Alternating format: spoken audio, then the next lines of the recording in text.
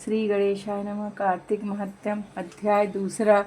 भगवान श्री कृष्ण ने कहा, हे देवी गुणवती, अपने पिता व पति को राक्षस के द्वारा मारे जाने का समाचार सुनकर बड़ा विलाप करने लगी। हाँ नाथ, हाँ पिता, मुझको त्याग कर तुम कहाँ चले गए? मैं अकेली कन्या हूँ, तुम्हारे बिना अब मैं क्या करूँ? अब मेरे भोजन और वस्त्र आदि की व्यवस्था कौन करेगा? घर में स्नेह पूर्वक मेरा पालन पोषण कौन करेगा? मैं कुछ नहीं कर सकती, मुझ विधवा की रक्षा कौन करेगा? मैं कहाँ जाऊँ, कहाँ रहूँ? मेरा तो अब कहीं ठिकाना नहीं रहा। इस तरह रोती और बिलखती गुणवती पछाड़ खाकर पृथ्वी पर गिर पड़ी और मूर्छित हो गई और देर तक पड़ी रही। फिर जब होश में आई तो पूर्ववत अत्यंत करुणा विलाप कर शोक सागर में डूब गई। जब कुछ संभली तो उसे ध्यान आया कि मेरे पिता तथा पति की मृत्यु के पश्चात उनकी क्रिया करनी चाहिए जिससे उनकी गति हो सके। अतः उसने अपने घर की सारी वस्तुएं बेच दी। उनके बेचने से जो पैसे उसे मिले उनसे अपने पिता और पति की श्राद्ध आदि क्रिया की। फिर वह उसी नगर में रहती हुई भगवान विष्णु की भक्ति में 8 पहर रहने लगी। उसने जन्म से लेकर मृत्यु तक नियम पूर्वक सारी एकादशियों के व्रत किए। हे प्रिय, ये एकादशी और कार्तिक व्रत मुझको बड़े ही प्रिय हैं। मुक्ति, भक्ति, पुत्र तथा संपत्ति को देने वाले परम पवित्र हैं। जो मनुष्य कार्तिक मास में जब तुला राशि पर सूर्य आता है तो सवेरे उठकर स्नान करते हैं, व्रत व उपासना करते हैं, वह मुझे बहुत ही प्यारे हैं।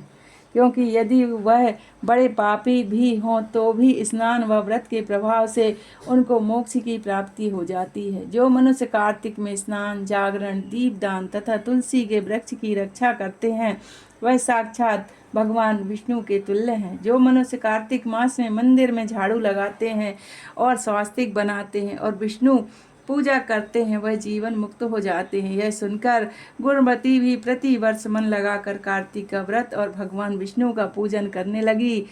है प्रिय, एक बार वह ज्वारग्रस्त थी और दुर्बल हो गई थी, फिर भी किसी न किसी प्रकार गंगा स्नान के लिए चली गई।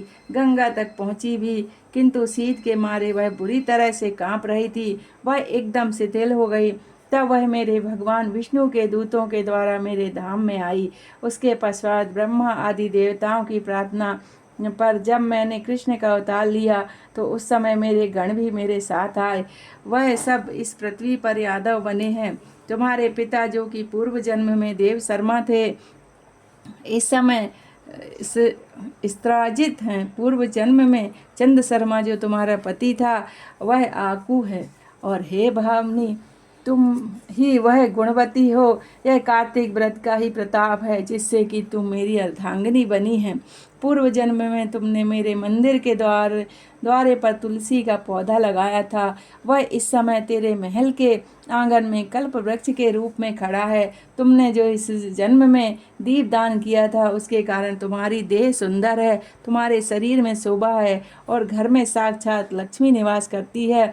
तुमने चूंकि पूर्व जन्म में अपने समस्त व्रतों का फल पति स्वरूप विष्णु के अर्पण कर दिया था, उसी के प्रभाव से तुम इस समय मेरी प्रिय भावनी हुई हो। पूर्व जन्म में आजीवन तुमने जो नियम के कार्तिक मास का व्रत किया था उसका यह प्रभाव है कि मेरा और तुम्हारा कभी वियोग नहीं होगा। इस प्रकार जो कोई कार्तिक मास में व्रत आदि करते हैं वह मुझे तुम्हारे ही समान प्यारे हैं। वह लोग जो कि तो दूसरे जब तब यज्ञ दान आदि करते हैं, कार्तिक मास में किए गए व्रत के सामने उनका फल बहुत थोड़ा है, यानी कार्तिक मास के व्रतों का 16वां भाग भी नहीं है। इस तरह से सत्यभामा भगवान श्री कृष्ण जी चंद्र जी महाराज से अपने पूर्व जन्म के पुण्य का प्रभाव सुनकर अति प्रसन्न हुई। बोलो श्रीमन नारायण भगवान की जय।